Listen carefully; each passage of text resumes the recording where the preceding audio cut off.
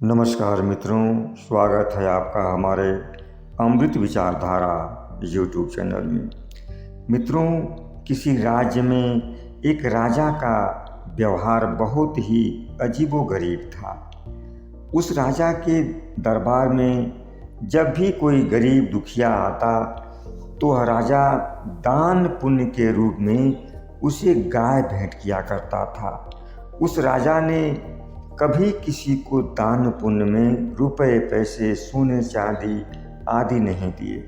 एक दिन राजा के दरबार में दूर देश से चलकर एक मुसाफिर हाजिर हुआ और कहने लगा, महाराज, मैं काम की तलाश में यहाँ आया हूँ।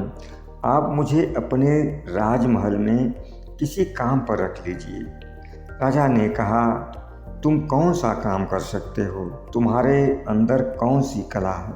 मुसाफिर ने कहा, महाराज, मैं अपनी ज्ञान और बुद्धि से किसी भी समस्या को चुटकियों में हल कर सकता हूँ और इंसान हो या जानवर, मैं उसे देखकर बता सकता हूँ कि उसका स्वभाव कैसा है। राजा के दरबार में पहले से ही एक से बढ़कर एक विद्वान मौजूद थे, लेकिन राजा उस मुसाफिर के आत्मविश्वास को देखकर बहुत प्रभावित हुए और उस मुसाफिर को अपने घोड़ों के अस्तबल में काम करने वाले सभी नौकरों का मुखिया बना दिया। कुछ दिन के बाद जब राजा ने एक दिन जंगल में शिकार खेलने का मन बनाया, फिर राजा ने अपने अस्तबल में सबसे महंगा और सबसे अच्छा घोड़े को लिया और शिकार पर जाने लगे। तभी राजा के मन में अस्तबल का मुखिया बना उस मुसाफिर का ख्याल आया। राजा ने उसे बुलाकर पूछा, हमारे अस्तबल के इस सबसे महंगे घोड़े के बारे में तुम्हारा क्या ख्याल है? मुसाफिर ने जवाब दिया, महाराज, आपका यह घोड़ा अच्छी नस्ल वाला नहीं है। राजा को बहुत हैरानी हुई। उसने तुरंत उस आदमी को बुलवाया जिससे यह घोड़ा खरीदा गया था। वह आदमी राजा के सामने हाजिर होकर बोला, हजूर, यह घोड़ा तो असली नस्ल का ही है, लेकिन जब यह पैदा हुआ था तो कुछ दिन के बाद इसकी माँ मर गई। फिर यह एक गाय का दूध पी करके बड़ा हुआ है। फिर राजा ने उस अस्तबल के मुखिया से पूछा, तुम्हें इस बात का मालूम कैसे हुआ कि यह घोड़ा अच्छी नस्ल का नहीं है? फिर उस मुसाफिर ने कहा, महाराज, अच्छी नस्ल के घोड़े जब घास खाते हैं तो घास को मुंह में लेने के बाद अपना सर उठाकर खाते हैं, लेकिन आपका यह घोड़ा अपना सर नीचे करके खाता है। इसीलिए मैं जान गया कि यह अच्छी नस्ल का नहीं है। फिर वह राजा अस्तबल के मुखिया बने मुसाफिर से बहुत प्रसन्न हुआ और राजा ने उसे ढेर सारी गायें इनाम में दिया और उसकी नौकरी अब अपनी रानी की देखभाल में लगा दिया। कुछ दिन के बाद राजा ने फिर उस मुसाफिर को बुलाया और पूछने लगा, कहो, हमारी रानी का स्वभाव कैसा है? मुसाफिर ने कहा, महाराज, आपकी रानी साहिबा का रहन सहन तो रानियों की तरह ही है, लेकिन वह राजकुमारी नहीं है। मुसाफिर की बात सुनकर राजा को बड़ा आश्चर्य हुआ, क्योंकि उन्होंने तो एक राजकुमारी से ही शादी की थी। राजा ने तुरंत अपनी रानी साहिबा की माँ को दरबार में बुलाने का हुक्म दिया। दूसरे दिन राजा की सास दरबार में हाजिर हुई। फिर राजा ने उनसे सब कुछ सच बताने के लिए कहा।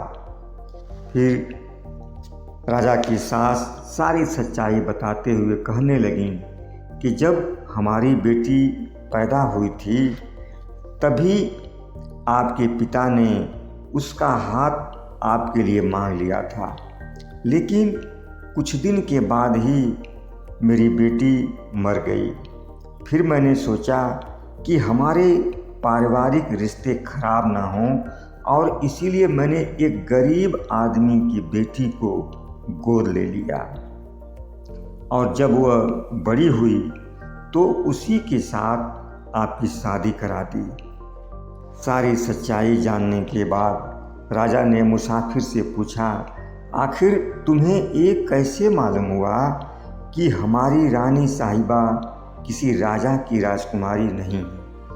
फिर उस मुसाफिर ने कहा, महाराज, आपकी रानी साहिबा अपने सभी नौकरों के साथ जालिमों जैसा व्यवहार करती हैं, और इसी से मैंने जान लिया कि यह राजकुमारी नहीं हो सकती, क्योंकि अच्छे कुल की औरतें ऐसा व्यवहार नहीं कर सकती।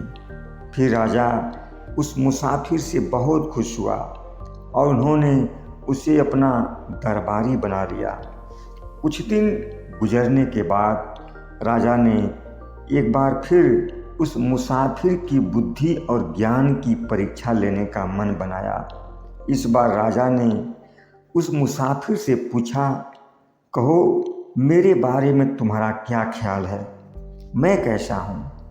वह मुसाफिर कहने लगा, महाराज, अगर आप मेरे ऊपर गुस्सा न करें और मुझे कोई सज़ा न दें तो मैं आपके बारे में कुछ सच्चाई बयान करूं। राजा ने कहा, तुम्हारे साथ कोई भी गलत व्यवहार नहीं होगा, तुम सब कुछ सच सच बतला दो। फिर उस मुसाफिर ने कहा, महाराज, न तो आप राजा के बेटे हैं और ना ही आपका चाल चलन राजाओं जैसा है।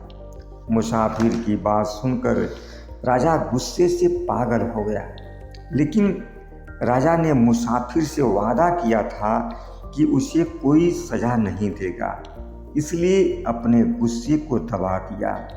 लेकिन वह राजा सच्चाई जानने के लिए अपनी माँ के पास गया। फिर राजा की माँ ने सच्चाई बयान करते हुए कहा, बेटे, तुम वाकई मेरी औलाद नहीं हो, ईश्वर ने हमें कोई संतान दी ही नहीं, तो हमने गांव के एक गाय चराने वाले ग्वाले से तुम्हें गोद ले लिया, लेकिन मैंने यह सच्चाई तुमसे छिपा कर रखी थी, इसके लिए मैं तुमसे माफ़ी मांगती हूँ। फिर राजा ने उस मुसाफिर को बुलाया और अपनी जिज्ञासा शांत करने के लिए पूछने लगा कि आखिर तुम्हें इस बात का मालूम कैसे हुआ कि मैं किसी राजा की औलाद नहीं हूँ। फिर वह मुसाफिर कहने लगा, महाराज, जब भी कोई राजा किसी को इनाम देता है तो सोने, चांदी, हीरे, जवाहरात आदि इनाम में देता है, लेकिन आप जब भी किसी को इनाम देते हैं तो अक्सर गाय और भैंस इनाम देते हैं, और ऐसा करने का स्वभाव किसी राजा का नहीं बल्कि किसी चरवाहे का ही हो सकता है।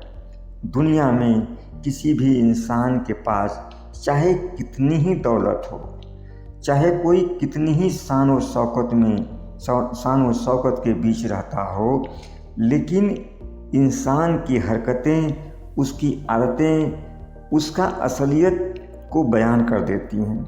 राजा को अपनी खुद की सच्चाई जानकर बड़ा दुख हुआ। उसने उस ग्वाले चरवाहे का पता लगाने का आदेश अपने सैनिकों को दिया, जिस ग्वाले ने राजा की माँ को अपना बच्चा सौंपा था। और फिर राजा ने उस ग्वाले को एक पिता की भांति सम्मान दिया और उस मुसाफिर को अपने राज्य का मंत्री बना दिया।